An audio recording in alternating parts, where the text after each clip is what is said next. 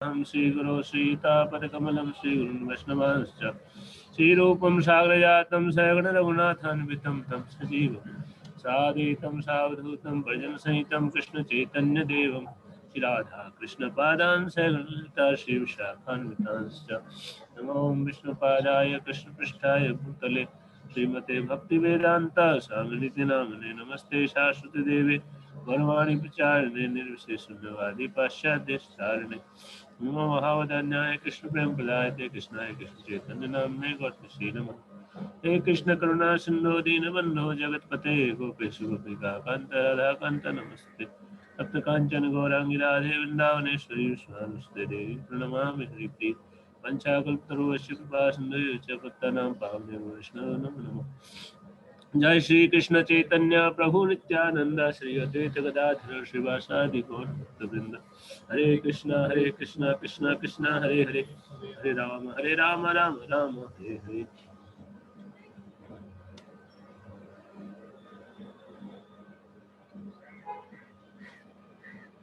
कोई वो नहीं है क्या? एयरफोन है? वो तो अच्छा है, बाहर से आवाज जा रही होगी काफी, थोड़ा आवाज आ रहा है। तो आज श्री भक्ति सिद्धांत सरस्वती ठाकुर प्रभुपाद जी का डिसेंबरेंस डे है। उन्होंने आज के दिन विदा लिए थे। वो भगवान के धाम से आए थे और भगवान की सेवा के लिए आए, भगवान की सेवा करके वापस भगवान धाम चले गए, है ना। प्रभुपाद जी कहते हैं कि हमारे जो आचार्य हैं परंपरा में, वो एक एक आचार्य इतने शक्तिशाली थे कि वो एक एक आचार्य पूरे संसार का उद्धार कर सकते थे, लेकिन ये कार्य उन्होंने मेरे लिए छोड़ दिए। रूपा जी कहते हैं ये कार्य मेरे लिए छोड़ दिए, ये संसार भर में प्रचार करने का कार्य है, ये सेवा उन्होंने मेरे लिए छोड़ दी। बाकी जो ये आचार्य है ये सभी भगवत धाम से ही आए थे और भगवान से एम्पावर्ड थे, लेकिन सब योजना के अनुसार जैसी भगवान की इच्छा वैसे ही कार्य किए। तो भक्तिनाथ महाराज भी जो है भगवान के नित्य पार्षद है और उनका आविर्भाव और तिरोभाव दोनों ही हमारे लिए जो है, आविर्भाव तो मंगल में होता ही होता है, तिरोभाव भी जो है भक्तों का मनाया जाता है कि जो तिरोभाव दिवस है उस दिन वो भगवान की लीला में प्रवेश करते हैं। तो या फिर कहीं भगवान जहाँ भेजते हैं और किसी अन्य जीवों कल्याण के लिए जाते हैं, तो इस दृष्टिकोण से जो है भगवान भगवान के भक्तों का आविर्भाव और तिरोभाव दोनों ही जो है मंगल में होता है। तो हम, हालांकि हमारे लिए थोड़ा शोक का विषय भी है कि हम जो है वो चले जाते हैं हमको छोड़ के, तो लेकिन उनके लिए परम कल्याण का विषय होता है। तो हर्ष और शोक दोनों का विषय होता है कि वो भगवान की सेवा के लिए गए हैं। भक्तिनाथ सिद्धांत सरस्वती महाराज का ये जो तिरोभाव है आज के दिन, और उनके गुणगान हमको करना चाहिए। उससे पहले जो आपने टॉपिक था दिया था आपको कि how to make new year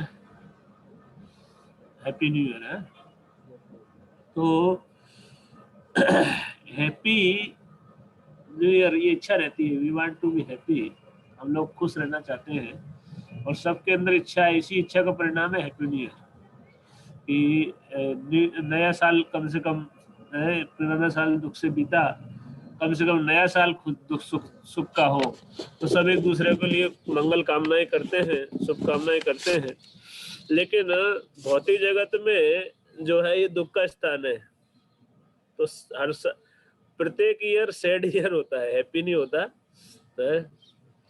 तो लेकिन कोई बोलता नहीं है कि सैड सैड न्यू ईयर है, बोले कि होता सब सैड है ना, हैप्पी न्यू ईयर नहीं हो पाता। क्यों नहीं हो पाता? क्योंकि ये संसार दुख का स्थान है। भगवान बोल रहे हैं दुखालय व शाश्वतम, ये संसार दुख का स्थान है और यहाँ सुख की आशा में पागलपन जो करते हैं इसको छोड़ना चाहिए। सुख की आशा इतनी तीव्र है, वो इच्छा है, इसी के लिए हम मंगल कामनाएं करते हैं। पिछली बार भी हमने की थी हैप्पी न्यू ईयर, है ना। अब पिछले साल जब 1 जनवरी 2020 आया था तो सब हैप्पी न्यू ईयर कर रहे थे, लेकिन क्या हुआ है, कोरोना वायरस आया और उसने सबको दुखी कर दिया, है ना। तो ये भौतिक जगत है, ये दुख का स्थान है। यहाँ सुख की आशा तो है हमारे अंदर, लेकिन ये भी फैक्ट है कि ये दुख का स्थान है, इसको हमको रियलाइज करना चाहिए। जब तक हम ये रियलाइज नहीं करेंगे कि ये दुख जो है, तो फिर हम झूठी आशा करेंगे तो और ज्यादा दुखी होंगे। मैं हमेशा जनरली उदाहरण देता हूँ कि मान लो आपके घर पे कोई आप घर पे गए, आप जो है आपने कुछ गलती की है, लेकिन किसी को पता नहीं है ना, और आप ऐसा सोच रहे हैं।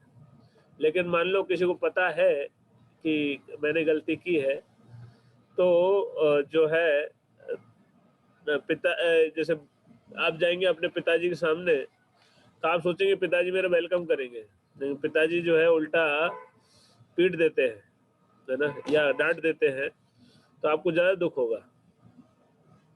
तो ऐसे ही संसार में जो सुख की आशा के लिए लोग घूम रहे हैं, और जब दुख मिलता है तो उनको ज्यादा दुख होता है। अगर दुख को स्वीकार कर ले तो उतना दुखी नहीं करेगा दुख, जितना कि जब दुखी करता है जब सुख की आशा लिए हुए हम जो है दुख मिल जाता है। सुख की आशा करते हैं और दुख मिल जाता है, और हमारी मोमेंट टू मोमेंट इच्छा रहती है, बोले अब अच्छा हो जाएगा, अब अच्छा हो जाएगा, अब तो अच्छा हो ही जाएगा, है ना। लेकिन भौतिक जगत में दुख का स्थान है, यहाँ दुख होता रहता है, इस बात को हमको समझना होगा। तो पहली पॉइंट तो ये है कि हमको समझना होगा कि दुख के स्थान पे हम, तो यहाँ दुख आएगा, ये स्वीकार कर लो। ये स्वीकार कर लो तो काफी हद तक आपकी प्रॉब्लम जितनी जो होती है वो कम हो जाती है, क्योंकि आपको पता है अभी दुख जब आता है आदमी इतना विचलित हो जाता है, फ्रस्ट्रेट हो, इतना ज्यादा मेंटल तनाव इतना ज्यादा ले लेता है, क्यों? क्योंकि वो स्वीकार नहीं करता। वो स्वीकार नहीं करने के कारण बहुत ज्यादा तनाव में होता है, बहुत ज्यादा दुख हो जाता है वो। अगर वो स्वीकार कर ले, हाँ ये संसार है, इसका भौतिक जगत है, इसमें दुख होना ही है, तो प्रिपेयर्ड रहे, जो भी दुख होगा उसके लिए प्रिपेयर्ड रहे, तो इतना दुखी नहीं होगा, फिर बहुत दुख नहीं होता है। लेकिन हम सुख की आशा में इतने अंधे रहते हैं कि नहीं, हम तो सुख उठा लेंगे, भले भगवान गलत बोल रहे हो, लगता है गीता में भगवान ने गलत बोल दिया, है ना, कि ये दुख का स्थान है, ऐसा बोल दिया उन्होंने, इसलिए हम लोग हैप्पी हैप्पी न्यू ईयर करते रहते हैं, लेकिन हैप्पी इधर कुछ नहीं हो सकता। किधर है इसमें? एक मिनट, थोड़ा सा लीड लगा लेता हूँ।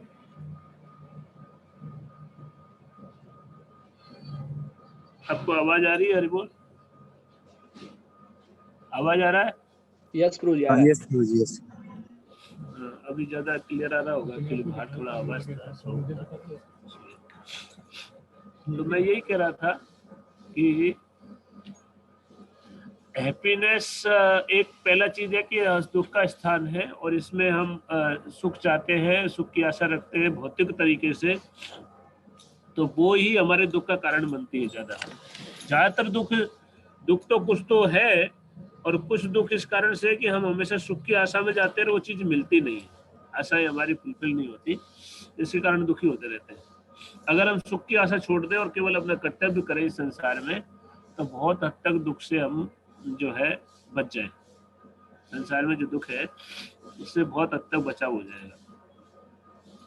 दूसरा पॉइंट ये है कि अगर आप सुखी होना चाहते हैं और वास्तव में नए साल को सुख का साल बनाना चाहते हैं, तो आपको क्या करना होगा, आपको जो है आध्यात्मिक रूप से सुख ढूंढना होगा। भौतिक रूप से सुखी कोई नहीं हो सकता।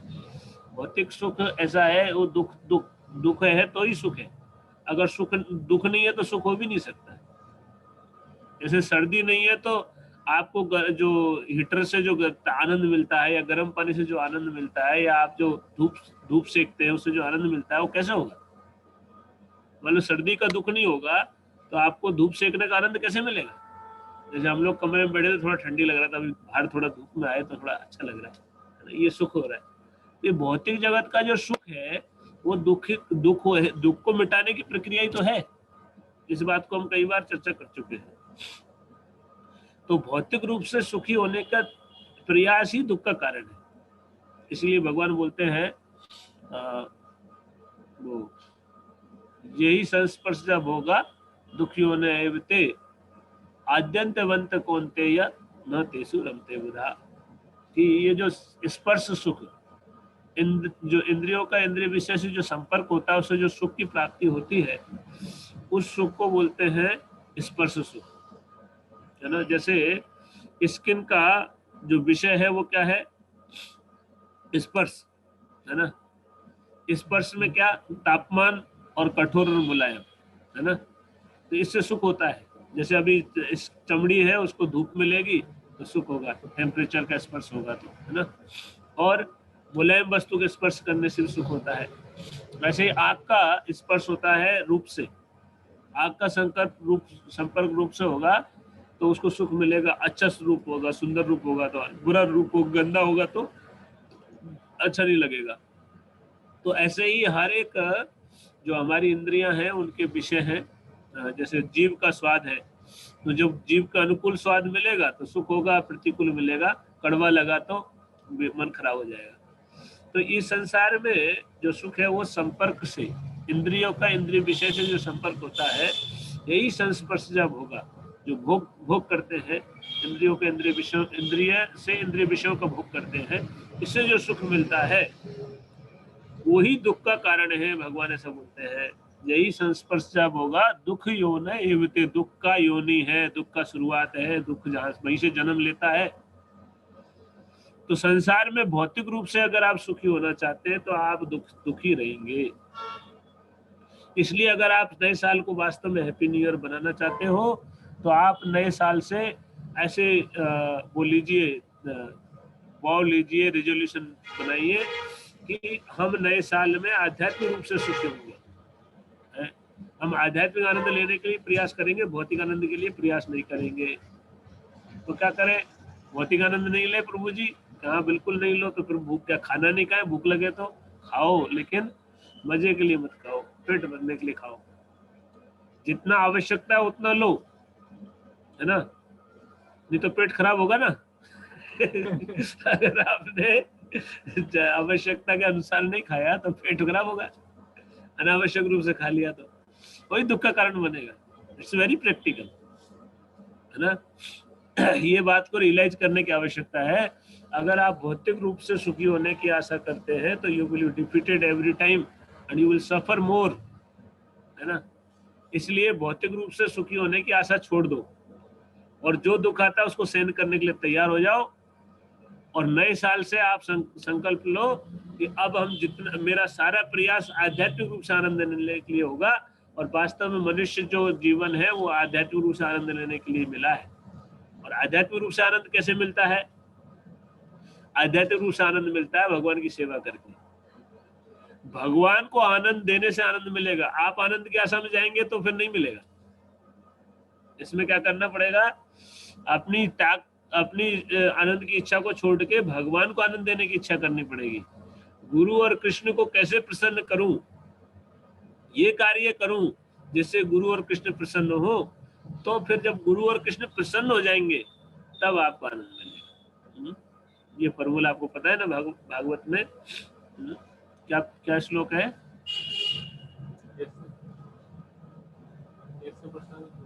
नहीं, भागवत में है ना, यथा तरोर मूल निषेचनेन तृप्यन्ति तत् स्कंद भुजोपशाखा, है। जैसे जल के जड़ में पानी डालने से सारे पत्तों को हरे हरे हो जाते हैं, तो ऐसे ही भगवान को प्रसन्न करने से हम हरे भरे हो जाते हैं, है ना। सारे जीव हम भगवान के अंश है ना। तो अगर हमको हरा भरा रहना है, आनंद में रहना, प्रसन्न रहना है, तो हमारे सारे कार्य भगवान को प्रसन्न करने के लिए होने चाहिए। और इस तरह से अगर हम कार्य करेंगे तो निश्चित रूप से आपका नया साल हैप्पी न्यू ईयर हो जाएगा। और सारे साल हैप्पी न्यू ईयर हो जाएंगे। एक बार भक्ति में स्थित हो जाएंगे ठीक से तो हमेशा सुखी रह सकते हैं। तो भौतिक रूप से सुखी रहने का प्रयास को छोड़ना चाहिए। भौतिक शरीर की आवश्यकताएं पूर्ति करनी चाहिए। हम शरीर नहीं है, शरीर की आवश्यकता भोजन, कपड़ा चाहिए और रहने को जगह चाहिए, उसके लिए कोई कमी नहीं है, है ना। अब उसमें 10 चीजें ये होना चाहिए, वो होना चाहिए, सब नॉनसेंस चीजें हैं, है ना। अब आप कहेंगे कि प्रभु जी फिर तो मंदिर ही जाते हैं। तो वो भी सही है, ये भी अच्छा विचार है। अगर आप ऐसा भी कर लेते हैं तो ये भी अच्छा है। लेकिन मंदिर में रहो चाहे घर में रहो, लेकिन माया में मत रहो, है ना। घर में भी जो वस्तु है उसको भगवान का मानो, जो संपत्ति उसकी भगवान की संपत्ति मान के उसको सेवा के लिए उपयोग करो भगवान की, और दुरुपयोग मत करो उसका, है ना। इसलिए भक्ति ठाकुर महाराज कहते गृह थाको वने थाको, है सदा हरि बोले डाको। चाहे घर में रहो चाहे वन में रहो, वन मतलब वृंदावन, जो ये समर्पित जीवन है जो 51-52 वाला होता है, वो भी वन होता है, वानप्रस्थ लाइफ या ब्रह्मचारी लाइफ है, संन्यास लाइफ। और जो घर में रहते हैं वो ग्रस्त रहते हैं, है ना। तो जो वन में है उनके लिए क्या जरूरी है, घर में वो भी भगवान की सेवा करें, भगवान को प्रसन्न करें, और जो घर में रहे वो भी भगवान को प्रसन्न करे। घरे थाको वने थाको, घर में रहो चाहे वन में रहो, लेकिन माया में मत रहो। जो है घर में रहो चाहे वन में रहो, लेकिन माया में मत रहो। क्या करो, सदा हरि बोले डाको, भगवान का भजन करो हमेशा। जो घर जो आप जिस घर में रहते हैं वो आपका नहीं, वो भी भगवान की संपत्ति है, वो भी भगवान का ही स्थान है, और मंदिर भी भगवान का स्थान है। अब जब समझते नहीं है तो प्रॉब्लम है, लेकिन उसको अपना मान के अपने नाम के लिए उपयोग करते हैं, यही गड़बड़ है। भगवान का सेवा के लिए उपयोग करो। हर वस्तु जो व्यवस्था आपको मिली है ईश्वर की कृपा से, उसको, नहीं तो आप तो जैसे आए थे वैसे ही जाना है। नंगे आए थे नंगे जाना पड़ेगा, जो कपड़े वो भी उतार लेंगे आपके। तो शरीर भी तो तर जाएगा, शरीर भी कपड़ा ही है ना। इसलिए आप तो जैसे थे वैसे ही जाएंगे, उल्टे पाप की गठरी और लेके जाते हैं साथ में, यहाँ से बैलेंस बना के लेके जाते हैं। तो ये कमाई साथ में जाएगी। तो देख लो, आप सोच लो कौन सी कमाई करोगे। अगर पाप करोगे, पाप क्या है, भगवान की शक्ति का जो दुरुपयोग, यही तो पाप है। अगर भगवान की जो हमको दी भगवान ने, उसका दुरुपयोग करोगे तो यही पाप होगा। उसका दुरुपयोग नहीं करो, भगवान की सेवा में उपयोग करो। लक्ष्मी जो होती है, लक्ष्मी को माँ बोलते हैं, लक्ष्मी बोलते हैं ना, धन को लक्ष्मी बोलते हैं। क्यों? क्योंकि सब लक्ष्मी नारायण की है ना। और माँ को कभी भोगा नहीं जाता, ये महापाप है। माँ को भोगने की इच्छा आना ही पाप है। भोगना तो बहुत दूर की बात है, ये बहुत निंदनीय है, बहुत घृणित है। इसीलिए हमको समझना चाहिए कि जो ये माँ से हम बच्चा अपने पालन पोषण के लिए ले सकता है। अपना पालन पोषण करने के लिए माँ से कोई चीज लेना, उसमें दोष नहीं है। लेकिन माँ को भोगने की इच्छा रखना, ये महापाप है ना। तो ऐसे ही जो लक्ष्मी है वो माँ है, और इसीलिए हमारे जो लक्ष्मी और लक्ष्मी जी है, धन की देवी, वो भगवान की नारायण की शक्ति है, भगवान नारायण की पत्नी है। तो उनको भगवान की नारायण की सेवा में लगाना चाहिए।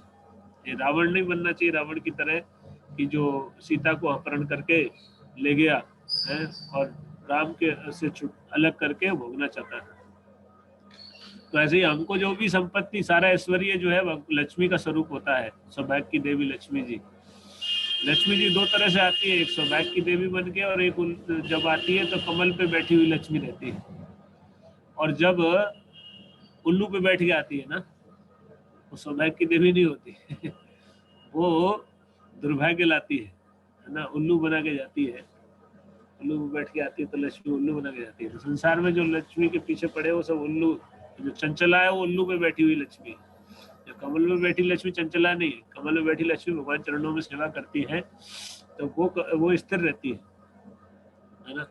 तो भगवान की सेवा में लगाओगे तो लक्ष्मी कृपा रहेगी, और भगवान सेवा में नहीं लगाए तो लक्ष्मी भले ही आ जाए, लेकिन वो आपको जो है नानी याद दिलाएगी, पूरा बहुत पिटाई करेगी, है ना। माँ को भोगने का प्रयास है, वही तो दुख का कारण बनेगा। वो माँ ही पीटेगी, दुख देगी। इसलिए धन का दुरुपयोग नहीं करो। आपके घर में जो वस्तु है, आप हो, आपका जो भी कुछ है, वो सब भगवान का ही है, ये मानते हुए उसका रख रखाव करना चाहिए। आवश्यक उतना केयर करना चाहिए, अनावश्यक नहीं। और उसको भगवान की सेवा में उपयोग करना चाहिए। केवल ऐसा नहीं केयर करके अपने पास रखें, नहीं, भगवान की लोभी हो जाते हैं। लोभी व्यक्ति में भोग नहीं करता। लोभी कंजूस व्यक्ति होते हैं ना, तो कोठे में रख के सामान, पैसा सामान को उसको उपयोग नहीं करेंगे, उसको इकट्ठा करते रहेंगे। बड़ा सार संभाल बहुत अच्छी करते हैं, लेकिन उससे नहीं, उसको भगवान सेवा में लगाना है ना, वो भी चोरी है। तो भगवान की संपत्ति को चोर मत बनो।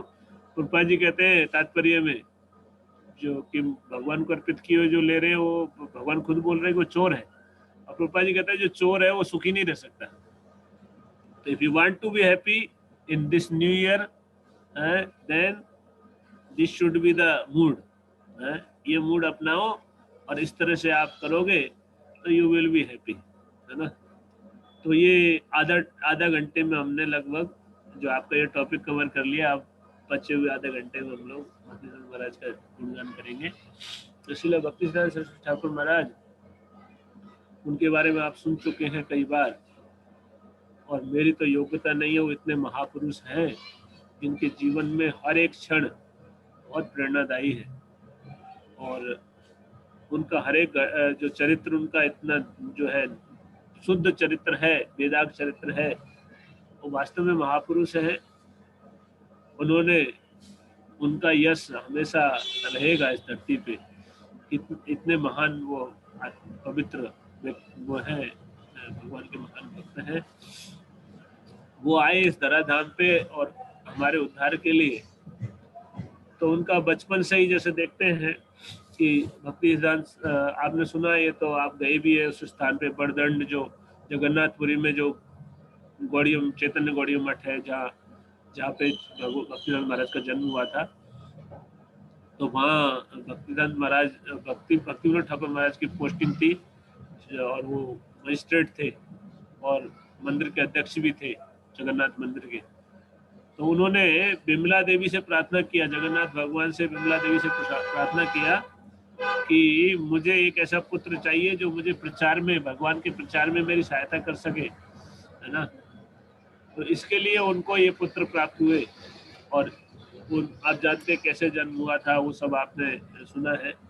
अद्भुत तरीके से वो आए, तो आने से पहले ही उन्होंने परिचय दे दिया अपनी महंता का, जब आए थे तब से ही। उसके बाद जो है बाद में भी भक्तिसिद्धांत महाराज के जीवन से हमको ये बार बार म्यूट क्यों हो रहा है मोहनलाल, म्यूट रखो इसको, म्यूट रखिए इसको, बार बार अनम्यूट हो रहा है, आवाज आ रही है पीछे से। ठीक, तो जो भक्तिसिद्धांत महाराज का जब जन्म हुआ तो उनका जो नाड़ था वो जनेऊ की तरह लिपटा हुआ था।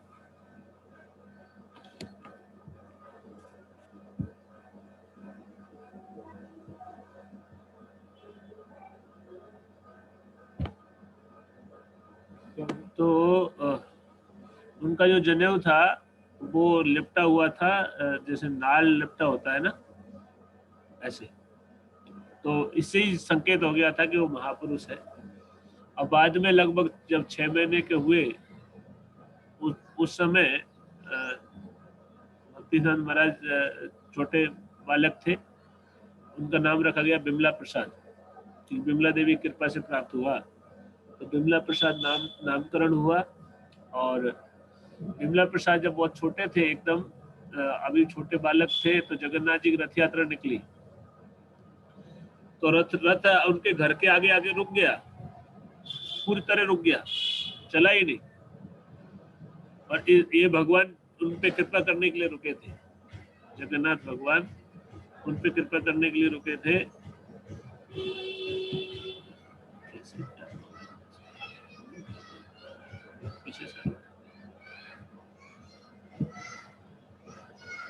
तो भगवान जगन्नाथ जब रुक गए, रथ रुक गया, तो जो है तो उनकी बच्चे को लेके उनकी माँ जो है, क्या नाम था माँ का?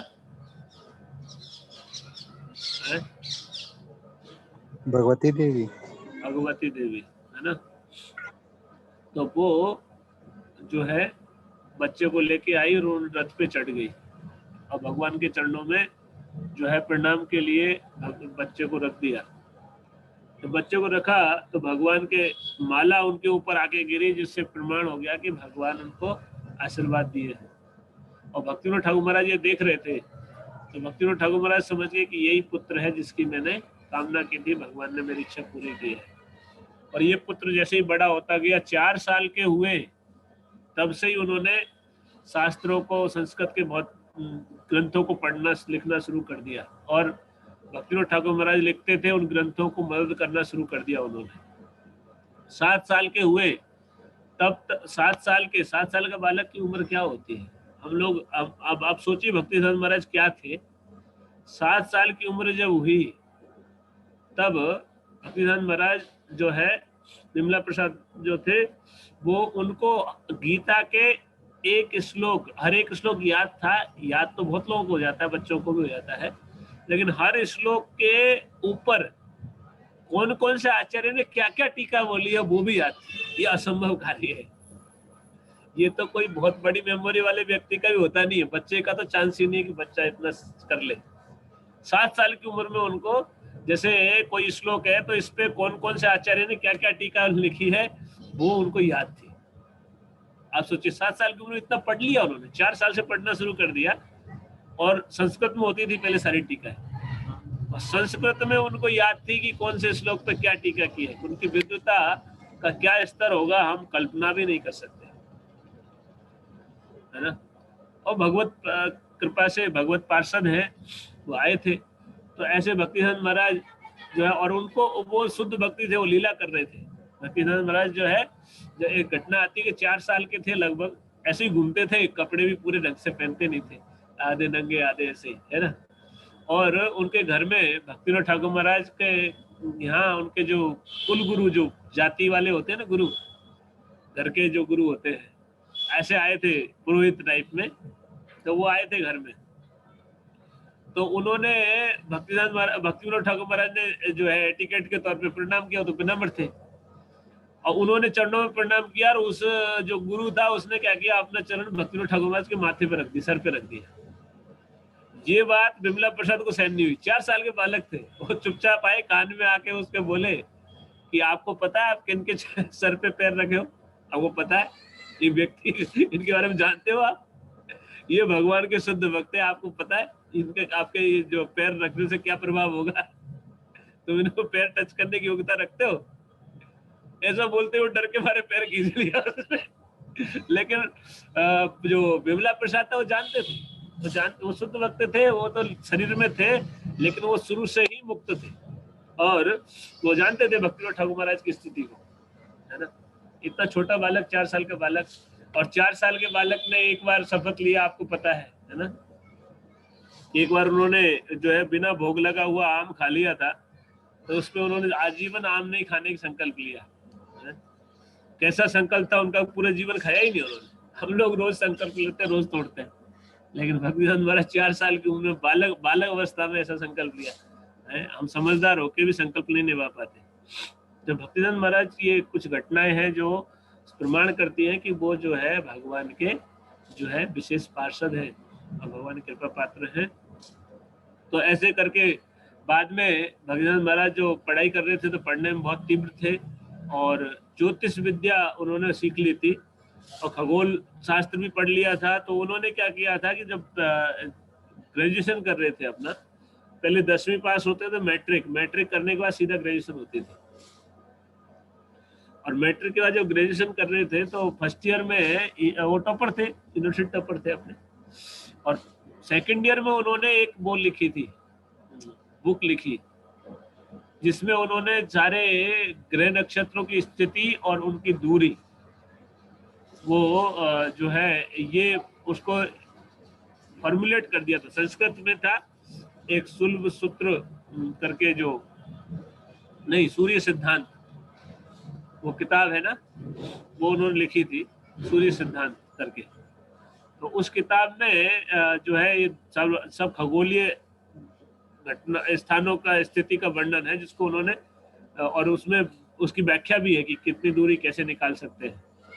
तो उन्होंने उसको क्या है कि गणित के फॉर्म में और इंग्लिश में कन्वर्ट कर दिया था। संस्कृत से था तो गणितीय और इंग्लिश के रूप में उसको लिखा। तो बुक इतनी पॉपुलर हुई कि पूरे वर्ल्ड में, केवल क्योंकि पूरे विश्व में अंग्रेजों का शासन था, तो पूरे विश्व में उस बुक की डिमांड हो गई और पूरे विश्व में भक्तिसिद्धांत महाराज का जो है ना ख्याति बढ़ने लगा। अंग्रेजों के बीच में भी उनके बहुत बड़ी ख्याति हो गई थी। और उस समय जो है उनको ये सिद्धांत सरस्वती का टाइटल उसी उसी से टाइम पे मिला था, उस बुक के कारण ही, है ना। इतने बड़े स्कॉलर थे वो, इतनी सी उम्र में, कितना ग्रेजुएशन कर रहे थे तब। लेकिन उससे पहले उसी दौरान फिर है ना एक घटना और हुई थी, जो ग्रेजुएशन जब उनका चल रहा था तभी एक जो भक्ति विनोद ठाकुर महाराज थे, उन्होंने, वो पहले व्यक्ति थे जिन्होंने जो है जातीय ब्राह्मणों का विरोध किए थे, है ना। जातीय ब्राह्मणों का विरोध किए और उन्होंने अपने ग्रंथों में उसका बात ये लिखा कि भाई जो है जाति से नहीं, वर्ण का निर्धारण गुण और कर्म से होना चाहिए। और भक्ति विनोद ठाकुर महाराज खुद कायस्थ परिवार से थे, दत्त परिवार से थे, ब्राह्मण नहीं थे, लेकिन वो गुरु पद पे थे, वैष्णव गुरु थे और प्रचार कर रहे थे। तो इसका विरोध जो है ब्राह्मणों ने बड़ा विरोध किया। और उन्होंने बड़े बड़े, पहले तो अभी भी ब्राह्मण बहुत विद्वान होते हैं, लेकिन पहले के ब्राह्मण तो बहुत विद्वान थे। उस सभी ब्राह्मणों ने विद्वान ब्राह्मणों को बुलाया था और एक सभा की थी जिसमें योजना थी कि भक्ति विनोद ठाकुर महाराज को नीचा दिखाया जाए। तो उसको भक्ति विनोद ठाकुर महाराज को इन्वाइट किया था और एक तरह से शास्त्रार्थ होना था। तो भक्ति विनोद ठाकुर महाराज तो उस दिन अस्वस्थ थे, वो जा नहीं पाए। तो वो जाने की प्रयास कर रहे थे। तो विमला प्रसाद पूछे कि पिताजी आप कहाँ जा रहे हैं, कि भाई ऐसी सभा है उसमें जाना जरूरी है। नहीं, आप अस्वस्थ है, आप नहीं जा सकते। लेकिन बोले मुझे जाना पड़ेगा चाहे अस्वस्थ हूँ, क्योंकि मामला ही ऐसा है, अगर मैं नहीं जाऊंगा तो बहुत बड़ा जो है वैष्णव निंदा होगी। वो वैष्णव बोलेंगे कि वो डर गया इसलिए नहीं आया। तो फिर बात को समझे भक्तिनाथ महाराज, तो उन्होंने कहा कि आप मुझ पर विश्वास कीजिए, मैं जो है संभाल लूंगा। तो भक्ति विनोद ठाकुर महाराज ने उनको भेजा, विमला प्रसाद को भेजा। विमला प्रसाद जब गए तो सब देखेगा, अरे भक्ति विनोद ठाकुर डर गया।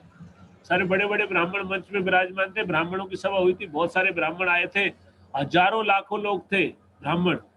और वहां पे इसका अंदेशा था पुलिस को, इसलिए बहुत बड़ी पुलिस प्रशासन भी लगा था भीड़ को नियंत्रण करने के लिए, क्योंकि जानते थे कि उग्र हो जाएगी भीड़ तो हो सकता है कि भक्ति विनोद ठाकुर महाराज को हार्म भी करते, क्योंकि वो सबको पता था कि भक्ति विनोद ठाकुर महाराज को के विरुद्ध षड्यंत्र के तौर पे किया जा रहा है उनको रोकने के लिए।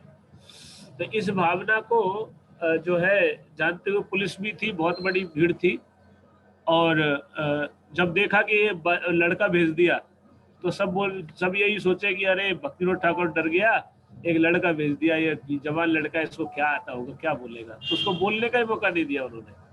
और सारे ब्राह्मण बोले और ब्राह्मणों के गुणगान किया, है ना, कि इतना गुणगान कि ब्राह्मण क्या होते हैं, जानते हैं कितना महान होता है ब्राह्मण, है ब्राह्मण की कृपा के बगैर कुछ नहीं हो सकता। इस तरह से उन्होंने बहुत सुंदर अपना अपना वक्तव्य दिए सबने। और सारे ब्राह्मण थे वो जयकारे लगा रहे थे, है ना। इतनी सारी लाखों की भीड़ इकट्ठी, हजारों लाखों लोग आए थे। और सब सभा होने के बाद में सबसे अंत में चलो अब ये आया तो इसको भी बोलने का मौका देते हैं।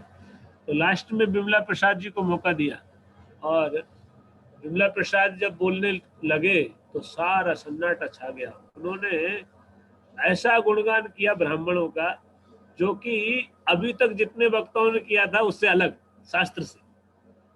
इससे बहुत बड़ी विद्वता के कायल हो गए कि अरे क्या इनका ज्ञान कितना ज्यादा है। मतलब जिन्होंने शास्त्रों से कोट करके ही बोल रहे थे, तो भक्तिसिद्धांत महाराज ने ऐसे शास्त्रों से उदाहरण निकाले ब्राह्मण की महिमा में जो उनको पता ही नहीं थे, या वो अभी तक जिसके बारे में नहीं किए थे, उनसे अलग गुणगान किया। तो सब कायल हो गए कि ये तो बहुत विद्वान है, लड़का कितना विद्वान है। वो तो उनको कोई नहीं जानता था तब तक समाज में कि ये इतने विद्वान है। भक्ति ठाकुर महाराज को सोचते थे कि ये है एक केवल, लेकिन भक्तिसिद्धांत महाराज ने ऐसा गुणगान किए कि उससे पूरा जो है सब वाह वाह करने लगे, अरे कितना अच्छा ये तो कितना। और सब ब्राह्मणों गुणगान कर रहे थे इसलिए और ज्यादा खुश हो रहे थे कि हाँ ये भी मानता है ब्राह्मण श्रेष्ठ होते हैं।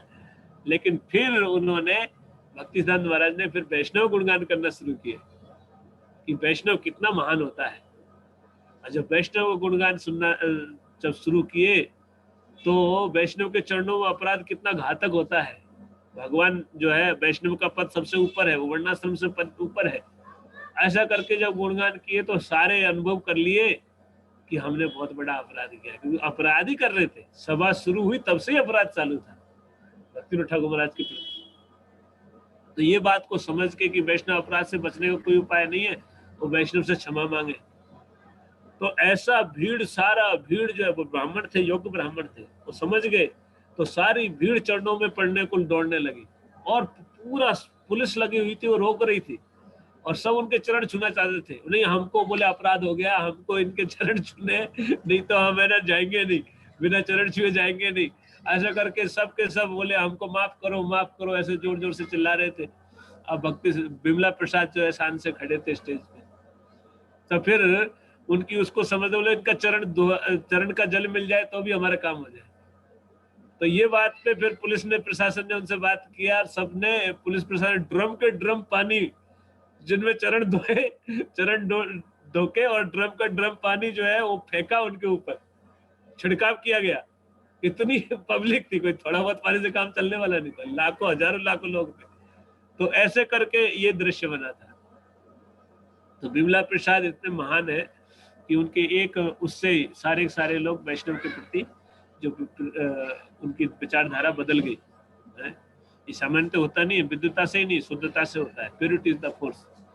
ये नहीं तो लोग केवल आप किसी को कन्विंस कर सकते हो, लेकिन उसका हृदय परिवर्तन नहीं होता है, स्वीकार नहीं करता है बात को, है ना, कितना भी सिद्धांत बोल लो। लेकिन ये उनका विद्वता भी थी और उनकी शुद्धता भी थी। He was completely pure, है ना। फिर जो जब भक्तिसिद्धांत महाराज जब ग्रेजुएशन हो गया, चल रहा था, सेकेंड ईयर में रहे, तब उन्होंने ये बुक पब्लिश की। उसके बाद उनका ख्याति और बढ़ गया, पूरे विश्व में उनका जो है प्रशंसा होने लगा। उसी समय में जो है भक्तिसिद्धांत महाराज का ने देखा कि ये तो बहुत ज्यादा ख्याति हो गया, इतना महान लड़का है और के पिताजी बहुत बड़े महान है, जज हैं, वैष्णव भी है। तो बहुत सारे वैष्णव रिश्ते आने लगे शादी के लिए, है ना। और भक्तिनाथ ठाकुर महाराज तो कुछ बोलते नहीं थे, है ना। वो बोले कि उसके मुंह डले। भक्तिनाथ महाराज चला के अगले साल फेल हो गए, है ना। उन्होंने चला के लिखा नहीं, ताकि फेल हो गए तो बोले कि इसका तो कुछ गड़बड़ हो गया। तो फिर रिश्ते आना बंद हो गए। फिर बाद में कुछ दिन बाद भक्तिनाथ महाराज आके भक्तिनाथ ठाकुर महाराज को बोले कि मैं अब पढ़ाई छोड़ना चाहता हूँ, मुझे पढ़ाई नहीं करनी, मुझे पढ़ाई में रुचि नहीं है, मुझे पढ़ाई नहीं करनी। तो भक्तिनाथ ठाकुर महाराज अकेले पिताजी थे, उन्होंने कहा शाबाश बेटा, बहुत अच्छा है। अभी कोई बच्चा आके बोले बाप को पढ़ाई छोड़ना है, मुझे पढ़ाई नहीं करनी, तो बाप गुस्सा हो जाता है ना। लेकिन भक्तिनाथ ठाकुर महाराज बोले बहुत अच्छा, है ना, अच्छा है, तुम पढ़ाई छोड़ना चाहते हो, अभी तुम्हारा भौतिक उसमें रुचि नहीं है। ज्योतिष सीख रहे थे, वो भी छोड़ दिया। ज्योतिष के इतने विद्वान थे कि सटीक बता देते थे, एकदम चेहरे के लक्षणों को देख के जान जाते थे उसका भविष्य। बाद में उसमें भी उसको भी छोड़ दिया। फिर ऐसा भाव देखा तो भक्तिनाथ ठाकुर महाराज उनको मिलता कि अभी जाओ, बोला कि अभी जाओ और गोरखदास बाबा जी महाराज से दीक्षा लो, आध्यात्मिक उन्नति के लिए बिल्कुल फिट हो अभी आध्यात्मिक उसके लिए। तो भक्त जो है गोरखदास बाबा जी महाराज से दीक्षा के लिए गए, तो उन्होंने मना कर दिए। तो वो आके बोले कि वो तो देना नहीं चाहते। बोले ऐसे कैसे देना, जाओ दीक्षा लेके आओ। तो भक्तिनाथ ठाकुर महाराज बोला कि जब तक दीक्षा नहीं हो घर में बताना। तो ऐसे करके जो है दीक्षा भी बड़ा उनका संघर्ष हुआ। वो दीक्षा भी आसानी से नहीं देना, क्योंकि गोरखदास बाबा जी महाराज इतने विनम्र थे। देखिए ये है क्वालिटी से आदमी की पहचान होती है। गोरखदास बाबा जी महाराज अनपढ़ थे, लेकिन भगवान के महान भक्त थे और इतने विनम्र थे कि है ना, वो अपने को इतना तुच्छ मानते थे कि कोई जगह जब मंदिर में वो प्रवेश, जब दर्शन आरती आते थे, दर्शन करने वाली भीड़ होती थी, तब वो मंदिर में दर्शन करने नहीं जाते थे। मंदिर में कब जाते दर्शन करने, जब मंदिर कोई नहीं होता था। क्यों सोचते थे कि अरे मैं तो इतना नीच हूँ, मेरा कोई कहीं स्पर्श भी कर लेगा ना कोई, तो दूषित हो जाएगा, है ना। तो भीड़ में कभी जाते नहीं थे, है ना, इतना विनम्रता थी उनके अंदर। तो इसी विनम्रता की मूर्ति थे, वैराग्य की मूर्ति थे गोरकृष्णदास बाबाजी महाराज। तो वो जो है दीक्षा देने का वो सोचते थे कि मैं तो योग्य नहीं हूँ, मैं किसी को दीक्षा नहीं दे सकता, है ना। वो दीक्षा नहीं देना चाहते थे किसी को, तो इसलिए वो देना इनको बहुत टेस्ट किए, देना ही नहीं चाहते थे एक्चुअली। लेकिन जब इनका समर्पण देखा तो वो द्रवित हुए और उन्होंने इनको शिष्य के रूप में स्वीकार किया। फिर टाइम कम है इसलिए मैं बहुत शॉर्ट में चल रहा हूँ, स्टोरी डिटेल में बताई जा सकती थी, लेकिन मैं केवल असली पॉइंट को कवर कर रहा हूँ। तो इस तरह से उन्होंने दीक्षा ली, और दीक्षा लेके जो है वो गोरकृष्णदास बाबाजी महाराज की इच्छा अनुसार वो लगे थे। फिर भक्तिसिद्धांत महाराज ने संकल्प लिया 10 करोड़ नाम जप का, है ना, और उन्होंने लगभग डेली 3 लाख नाम लेते थे, डेली 3 लाख नाम, और दिन रात नाम लेते थे। उनका प्रचार की इच्छा थी, तो इसलिए बोले पहले शुद्धता है, बल, पूरे संसार में जो है माया का प्रभाव को खत्म करने के लिए बल होना चाहिए, और बल प्राप्त करने के लिए उन्होंने इतना बड़ा संकल्प लिया। तो उन्होंने डेली इतना नाम लेते थे, एक टाइम भोजन करते थे, वो भी एक पत्थर पे डाल देते थे, वो खिचड़ी पकाते थे पानी में, वही से लकड़ी कंडा वगैरह कुछ मिल जाता उसको जला के, और ऐसे ही चूल्हे पे एक एक बर्तन था, उस बर्तन में पानी डाल देते, उसमें चावल डाल देते, बॉईल हो जाता था, उसको उलट देते थे एक पत्थर पे, और पत्थर पे हाथ से नहीं मुंह से कुत्ते की तरह खाते थे। ये भाव, अपने को विनम्र भाव जागृत करने के लिए इस तरह से, और जितना खा पाते थे ऐसे उतना ही खाते थे बस, है ना। और फिर दिन रात नाम जप करते थे, और डेली एक टाइम भोजन इतना सा, और बाकी दिन रात नाम जप। ऐसी तपस्या की कि गोरकृष्णदास बाबा जी महाराज बहुत प्रसन्न हुए पहले तो, कि हाँ अब ठीक है, अभी ठीक कर रहा है। लेकिन उसके बाद कुछ दिन बाद वो भक्तिनाथ ठाकुर बोले कि अरे बेटे को समझाओ, ये मर जाएगा, ये क्या कर रहा है ऐसे। लेकिन भक्तिनाथ ठाकुर महाराज ने कुछ नहीं बोले, है ना। तो ऐसे कठोर तप किया। उसके बाद फिर जब हो गए तपस्या कर उनकी पूरी हो गई, 10 करोड़ नाम लगभग 10 महीने ऐसे, उसमें 9-10 महीने में, साल भर भी नहीं लगा पूरा, इतने टाइम में, ऐसे कुछ मुझे एग्जैक्टली ध्यान नहीं कितना टाइम लगा था उनको, लेकिन उन्होंने पूरा किया उसको, अपने संकल्प को। और 10 करोड़ नाम था, 1 अरब नाम था, कैसा था, 1 अरब नाम था ना, 1 अरब नाम था, मेरे ख्याल 9 साल लगे थे, फिर ऐसा कुछ था, 9 years, यस एग्जैक्टली, यस 9 साल, 8-9 साल ऐसा जीवन जिए बिल्कुल। और दाढ़ी बढ़ गई, और बिल्कुल ऐसे हो गए, थिन हो गए, लेकिन कठोर संकल्प लिया था उन्होंने ऐसे। और उन्होंने इतना बड़ा जो संकल्प करके पूरा करके, और जब आए तो प्रचार के लिए किए थे, फिर गए कलकत्ता, और कलकत्ता में उन्होंने प्रचार शुरू किया। अब प्रचार शुरू हो गया था, उसी समय प्रचार हो रहा था अच्छा, उसी समय गोरकृष्णदास बाबाजी महाराज का शरीर छूट गया। तो जब उनको पता चला तो वो आए, तो पता चला कि वो सब जो बाबा जी थे, और उनको उनके शिष्य बताने लगे अपने आप को, और सब बोले कि हम बाबा जी संप्रदाय से हैं, और हमारे गुरु बाबा जी हैं, हमने दीक्षा लिया है, ऐसा करके। और सब सभा में सब लोग बोल रहे थे कि हमारे पास आना चाहिए, इनका समाधि हमारे पास बनना चाहिए। फिर उसके बाद जो है ये निर्णय हुआ कि वो जो गोरकृष्णदास महाराज ने बोला था कि मेरे शरीर को मेरे मरने के बाद घसीटना उसमें नवद्वीप के मिट्टी में, और उसमें मिट्टी में मिल जाए मेरा शरीर, ऐसी इच्छा की थी। तो सब ये निर्णय कर लिए थे। लेकिन भक्तिनाथ महाराज पहुंचे, उन्होंने जब सुना तो दंग रह गए कि ये लोग कैसे करना चाह रहे हैं शरीर के साथ, उनका जो शरीर है वो भी पूजनीय होता है, शुद्ध भक्त का शरीर तो जो है दिव्य माना जाता, दिव्य होता है, उनको समाधि देना कंपलसरी होता है, जलाया भी नहीं जाता, ताकि वो समाधि दे, और उनको उस जगह पे जाके प्रणाम करते हैं, वो स्वीकार करते हैं उसको, उस स्थान पे रहते हैं समाधि स्थल पे, तो जो ऐसे शुद्ध भक्त होते हैं, तो उनका शरीर भी दिव्य होता है। तो इसलिए उनको जो है भक्तिवेदांत महाराज ने बोला कि ये तुम नहीं कर सकते, मैं उनका शिष्य हूँ, तो तुमको कोई अधिकार नहीं है। लेकिन सब विरोध कर दिए कि नहीं, उनकी इच्छा थी और आप कौन होते हो, है ना। तो जब ऐसा हो गया तो फिर भक्तिवेदांत महाराज ने चैलेंज करके बोला कि मैं गौर कृष्णदास महाराज का शिष्य, मेरे गुरु को कोई, मेरे गुरु परम सिद्ध पुरुष है और उनको स्पर्श करने की योग्यता नहीं है। अगर योग्यता है किसी में तो बोले पिछले 6 महीने में जिसने स्त्री संग नहीं किया हो तो जाए और मेरे गुरु को स्पर्श कर सकता है। कोई नहीं उठा। फिर बोले कि पिछले 1 महीने में,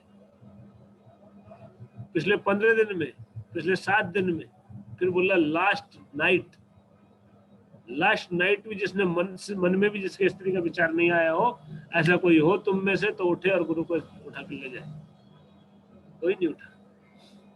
फिर भक्ति सिद्धांत महाराज जो है उन शरीर को लेके और आए और समाधि दिया, जहाँ बाद में मठ बनाया था चैतन्य गौड़ीय मठ की स्थापना की, तो वही समाधि आपने देखा होगा जो है गौरकृष्णदास महाराज समाधि। तो सिंह गुरु थे। बाद में फिर प्रचार शुरू किया, और प्रचार शुरू किया तो ऐसा प्रचार कि अद्भुत। भक्तिवेदांत महाराज जिसको टारगेट करते उसको भक्त बनाते थे, ये उनका खासियत था। जिसको लक्ष्य करते थे उसी को, और उनके टारगेट थे बड़े बड़े स्कॉलर, जो बड़े बड़े विद्वान थे उस समय के। चैतन्य महाप्रभु की यही पॉलिसी थी, वही पॉलिसी भक्तिवेदांत महाराज ने अपनाई। कुछ देर बाद उन्होंने संन्यास लिया, खुद ही संन्यास लिया। गुरु जी तो चले गए थे, तो संन्यास खुद ही लिया। और ये भक्तिवेदांत महाराज का जो हमारे संप्रदाय में जो संन्यास, बेरुआ वस्त्र, ये जो प्रैक्टिकल जो व्यवस्था है जो चल रही है आज, ये वास्तव में भक्तिवेदांत महाराज का देन है। इससे पहले क्या था कि जैसे जो बिल्कुल मुक्त परमहंस अवस्था में रहते थे वो दीक्षा लेते थे बस, बाकी को दीक्षा ही नहीं मिलती थी। जो बहुत उच्च अवस्था है भक्ति में, बहुत उच्च स्तर पर वो रहते थे, उनको दीक्षा मिलती थी, बहुत रेयर। और वो भजन में लगे रहते थे अपना प्रचार की। तो प्रचार की जो पूरी रूपरेखा है, ऐसा बताते हैं कि जो भक्तिविनोद ठाकुर महाराज हैं, भक्तिविनोद ठाकुर महाराज इसके आर्किटेक्ट हैं। आर्किटेक्ट होता है ना, वो है भक्तिविनोद ठाकुर। उन्होंने इसका रूपरेखा बनाई। और इंजीनियर हैं भक्तिवेदांत सरस्वती महाराज। प्रचार का जो पूरा मिशन बना इस्कॉन और गौड़ीय व्यवस्था, तो इंजीनियर क्या करता है, मॉडल बनाता है और पूरा सेट करता है सब चीजें, क्या चीज कैसे होगी, है ना। और फिर वो बिल्डर से करवाता है ना। और बिल्डर है वो है प्रभुपाद जी जिसके बनाने वाले। तो गौड़ीय मठ क्या है, वो मॉडल है। इस्कॉन बनाने के लिए मॉडल था गौड़ीय मठ कि इस्कॉन मतलब कैसा होना चाहिए, वो करके दिखा दिया, है ना। सेट भी कर दिया स्टैंडर्ड भक्तिवेदांत महाराज ने, और छोटा मॉडल भी बना के दिखा दिया कि भाई मंदिर कैसे होने चाहिए, हमारे मंदिर कैसे होने चाहिए, उसमें प्रिंटिंग होनी चाहिए, बुक डिस्ट्रीब्यूशन होना चाहिए, ये चीज होनी चाहिए इस तरह से। तो एक्चुअल में देखा जाए तो बिल्डर का भी उतना रोल वो मानता नहीं होती। असली मानता किसकी होती है, इंजीनियर की। आर्किटेक्ट का ठीक है, लेकिन सबसे ज्यादा मानता कार्य में इम्पोर्टेंट इंजीनियर की है ना। तो इसलिए ये जो पूरा जो इस्कॉन है वो ये बना है, और ये गौड़ीय वैष्णविज्म का जो प्रचार कार्य हो रहा है, इसके वास्तविक जो करने वाले भक्तिवेदांत महाराज है। इसीलिए उन्होंने क्या है, प्रचार के उद्देश्य से हमारे गेरुआ वस्त्र डाला, ब्रह्मचारी जीवन जो है वो डाला, और जो है संन्यास भी उन्होंने शुरू किया, है ना। उससे पहले तो बाबा जी दीक्षा लेते थे और ये सिस्टम ऐसा था। तो इस तरह से उन्होंने बहुत बड़ा एक परिवर्तन लाए, क्योंकि वैष्णव सिद्धांत के अनुसार वैष्णव वर्णाश्रम से ऊपर होता है। तो ब्रह्मचारी गृहस्थ वानप्रस्थ सन्यासी से भी ऊपर है, परमहंस अवस्था है ना। तो इसलिए परमहंस की ड्रेस होती है व्हाइट ड्रेस परमहंस ड्रेस लेकिन भक्तिदास महाराज ने गेरुआ वस्त्र डाला। सब व्हाइट ड्रेस पहनते थे, गेरुआ वस्त्र इंट्रोड्यूस किया भक्तिदास महाराज ने। अब ब्रह्मचारी ग्रस्त वानप्रस्थ और ये योजना उन्होंने डाली। इस योजना पे बहुत बोले थे, इसीलिए प्रभुपाद जी इसको प्रमोट किया वर्णाश्रम। हालांकि प्रभुपाद जी को उन्होंने ये डिजायर नहीं रखी। उनके उपदेशों में वर्णाश्रम के बारे में बहुत दिया है भक्तिदास महाराज ने, बहुत सारे उपदेश हैं जिनमें उन्होंने वर्णाश्रम के बारे में बोलते थे कि वर्णाश्रम होना चाहिए, ऐसा होना चाहिए। तो प्रभुपाद जी इसीलिए इच्छा करते थे वर्णाश्रम के लिए। और जो ये थे प्रभुपाद जी को उन्होंने पर्सनली जो आदेश दिया उनके लिए प्रभुपाद जी ने जी जान लगा के मेहनत की।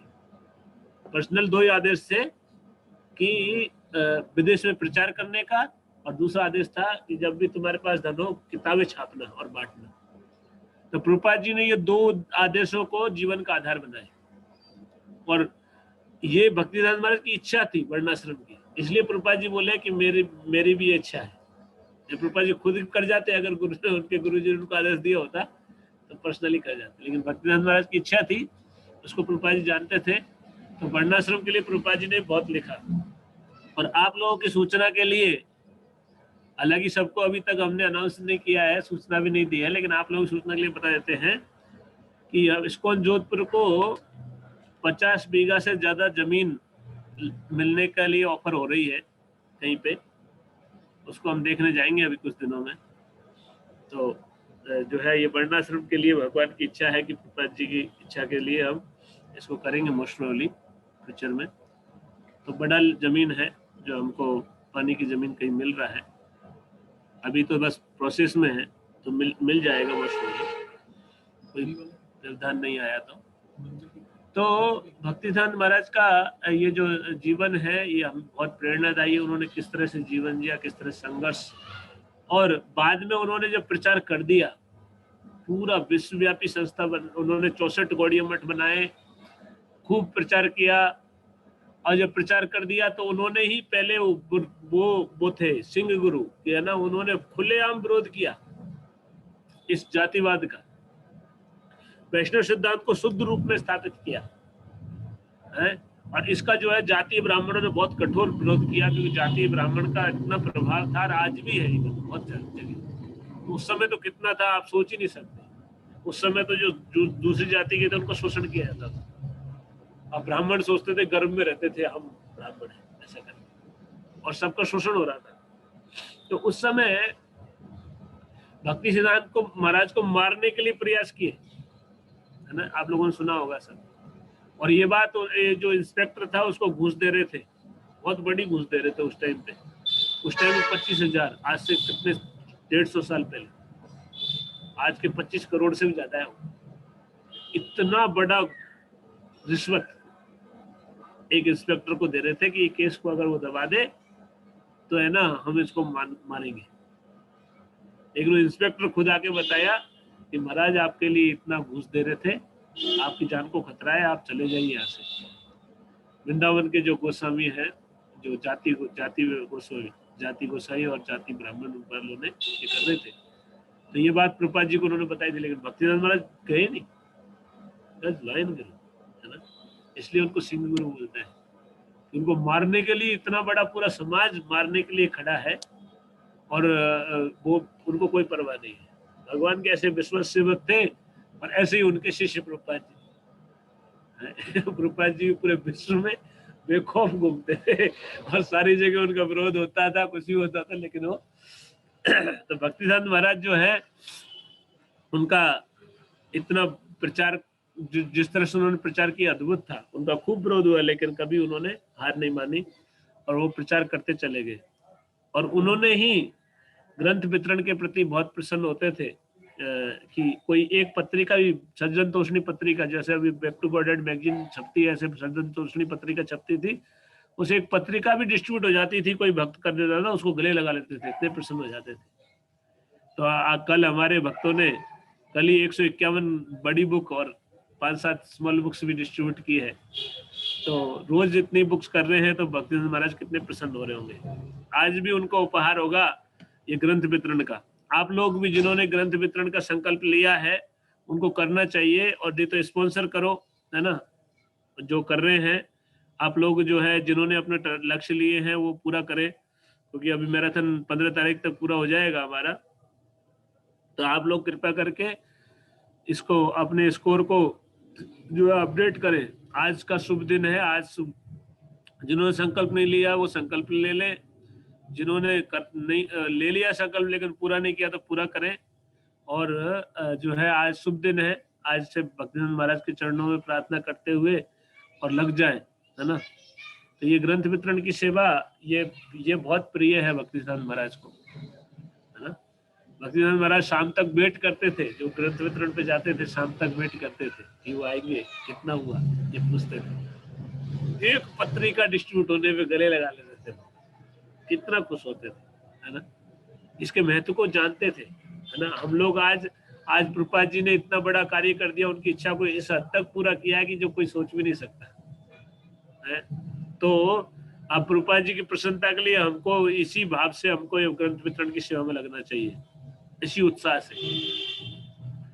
और भक्तिनाथ महाराज जो है उनके जीवन में उन्होंने अपने पूरे जीवन से ये शिक्षा दी है कि हम लोगों को विनम्र रह के और वैष्णवों को में दोष नहीं देखना चाहिए। इस पे बहुत बोलते थे कि वैष्णवों के दोष नहीं देखो, है ना, अपने दोष देखो, अपना कल्याण करो और प्रचार के लिए समर्पण होना चाहिए। और ब्रह्मचारी जीवन के लिए खुद ब्रह्मचारी रहे और संन्यास लिए, और उन्होंने ये ब्रह्मचारी जीवन इंट्रोड्यूस किया और बड़े वो सबको मौका देते थे। एक बार एक ब्रह्मचारी मतलब वानप्रस्थ ले लिया था एक व्यक्ति, और बाद में उसकी पत्नी को पता चला, वो आई और पीटती हुई ले गई उसको। तो भक्तिनाथ महाराज रोने लगे, रोते रोते बोले मैं एक जीव को माया से बचा नहीं पाया, है ना। तो समर्पित जीवन, भगवान की शरण लेना, यही जीवन का उद्देश्य है। भक्तिनाथ महाराज अंत में ही बोले थे कि बहुत लोग मेरे शत्रु बन गए, लेकिन मैंने वास्तव में किसी शत्रुता नहीं की, मैंने तो भगवान से की सेवा का मार्ग दिखाया है, और लोग इसी कारण मेरे शत्रु बन गए, तो मैं क्या कर सकता हूँ। क्योंकि ये जीवन जो है भगवान की सेवा के लिए, इस बात को समझिए। और जो भी आप करना चाह रहे हैं, जो कर रहे हैं, उसके लिए जीवन नहीं दिया भगवान ने हमको, ये अच्छे से विचार कर लीजिए। मनुष्य जीवन भगवान की सेवा के लिए मिला है, ये बात को हमको निर्णय करके मान लेना चाहिए, समझ लेना चाहिए ठीक से। और चीजें करने के लिए भगवान ने नहीं भेजा है हमको, वो हमारी इच्छा है। लेकिन भगवान ने जो भेजा है हमको, मनुष्य शरीर दिया है, वो मौका है भगवान से जुड़ने का। और इस कलयुग में ये सरल मार्ग है, हरे कृष्ण कृष्ण कृष्ण हरे हरे, हरे राम राम राम हरे हरे। इस मार्ग को अनुशीलन करके हम, और जो है अपने गुरु वर्ग को प्रसन्न करके हम भगवान को सरलता से प्राप्त कर सकते हैं। और हमारी पूरी परंपरा भक्तिनाथ महाराज से लेके प्रभुपाद जी से लेके हमारे गुरु महाराज सबको ले तो ग्रंथ वितरण की सेवा से सर्वाधिक प्रसन्न होते हैं। अभी मैराथन चल रहा है, तो आप लोग कृपया करके ग्रंथ वितरण की सेवा को सीरियसली लीजिए, है ना। इसमें आप सहयोग कीजिए हमारा, और सब भगवान की कृपा प्राप्त करें इस तरह से, ठीक है। तो भक्तिनाथ महाराज का जीवनी तो बहुत बड़ा है, उनके चरित्र बहुत, एक एक चरित्र बहुत महत्वपूर्ण है, इसमें बहुत सुंदर संदेश है। लेकिन हमको ये समझना चाहिए कि ये जो ऐसे महापुरुष आते हैं, वो दिखाते हैं कि हमको दिशा दिखाने के लिए आते हैं। भगवान के धाम से आए थे, भगवान धाम चले गए आज के दिन, लेकिन हमको ये दिशा दिखाने के लिए कि हमको कैसे रहना चाहिए और कैसे जीवन जिया जाए, ताकि भक्तिनाथ महाराज के शब्द थे कि संसार में कोई अभाव नहीं है, सब लगे कुछ ना कुछ बनाने में, कुछ ना कुछ करने में अभाव लगता है, लेकिन वास्तविक अभाव किस चीज का है? बोले संसार में सबका कोई अभाव नहीं है, अभाव है तो केवल कृष्ण भावनामृत का, कृष्णा कॉन्शियसनेस का अभाव है। आपके हृदय में भी जो अभाव दिखता है वो किसके कारण से? वो कृष्ण भावनामृत की कमी के कारण है। अगर आप कृष्णा कॉन्शियस हो जाए तो आपका अभाव मिट जाएगा, है ना। तो ये भक्तिनाथ महाराज के शब्द थे, बहुत, मैं तो कुछ भी नहीं, वो जैसे सूरज को दिए दिखाने जैसा बात है। हमारे पास टाइम थोड़ा सा था, उसमें हमने थोड़ा सा चर्चा किया, लेकिन भक्तिनाथ महाराज का चरित्र बहुत अद्भुत है। तो आप लोग कृपया करके, आज शुभ दिन है, आज के दिन संकल्प लीजिए कि हम, इस नया साल भी है, तो नए साल में कम से कम हम भगवान के प्रति समर्पण बढ़ाएंगे, ग्रंथ वितरण की सेवा बढ़ाएंगे, और भक्तों का आदर करेंगे और भक्ति के नियमों को निष्ठा पूर्वक निभाएंगे, है ना। तो ये संकल्प लेना चाहिए। तो इस तरह से जो है हम लोग अपना जीवन सफल कर सकते हैं। धन्यवाद। कोई प्रश्न है किसी का? Yes. वो क्योंकि जो आम वाली लीला थी तो भक्ति शास्त्र तो भगवान के पार्षद थे और शास्त्र भी उनको याद ही थे, तो वो तो भोग लगाते नहीं हो। ये इससे क्या सीखने को मिलता है? रमापति ईश्वर पूछ रहे हैं कि आम जो था भक्ति सिद्धांत महाराज तो भगवान के पार्षद है, तो उन्होंने कैसे खा लिया बिना भोग लगा हुआ, है ना। इससे क्या, तो पार्षद है, तो एक्चुअल में उनको पता नहीं था कि ये भोग लगा हुआ नहीं है। उन्होंने ऐसा नहीं था कि उन्होंने वैसे खाया था उसको, उन्होंने सोचा कि भोग लगा हुआ होगा। लेकिन जैसे ही उनको पता चला कि ये भगवान को भोग नहीं लगा हुआ, तो उन्होंने जितना खाया था वही जैसे ही उसी दिन फेंक दिया, उसको भी पूरा नहीं खाया और फेंक दिया। और उसी दिन से संकल्प ले लिया कि मैंने भगवान का भोग खाया, इसलिए मैं आज के बाद आम नहीं खाऊंगा, अपराधी हूँ। तो ये शुद्ध भक्ति का ये स्तर है, इतनी सी छोटी सी चीज को इतना बड़ा माने। तो ये शिक्षा लेनी है आपको, भक्ति के जो सिद्धांत है उनको कड़ा गंभीरता से लेना चाहिए, ये शिक्षा लेना चाहिए, लापरवाही नहीं करनी चाहिए। और कोई प्रश्न है किसी का? हरे कृष्ण प्रभु जी। यस प्रभु जी, मेरा जो क्वेश्चन था कि जो ब्राह्मण क्षत्रिय वैश्य शूद्र का जो मतलब जन्म से नहीं, मतलब कर्म से, ये सतयुग में भी ऐसा था या कि ये सतयुग में भी लोग जन्म से ही मानते थे? वो सॉरी, हाँ, जन्म से ही मानते थे प्रभु जी। नहीं, हर युग में ही यही है। भगवान गीता जो बोले वो सभी युगों के लिए है, लेकिन सामान्यतः ऐसा होता था कि जन्म से जैसे ब्राह्मण का पुत्र ब्राह्मण होगा अगर वो गर्भाधान संस्कार प्रॉपरली करता है तो, है ना। क्षत्रिय का पुत्र क्षत्रिय होगा अगर वो गर्भाधान संस्कार सही तरीके से करे।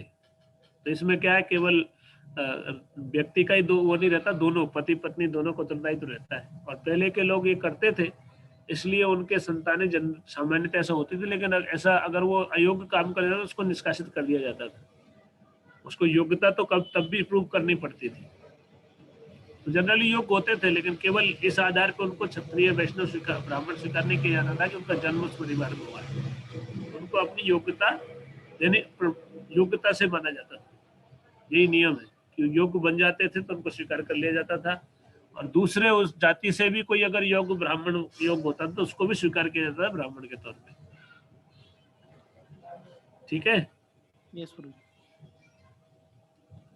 और कोई?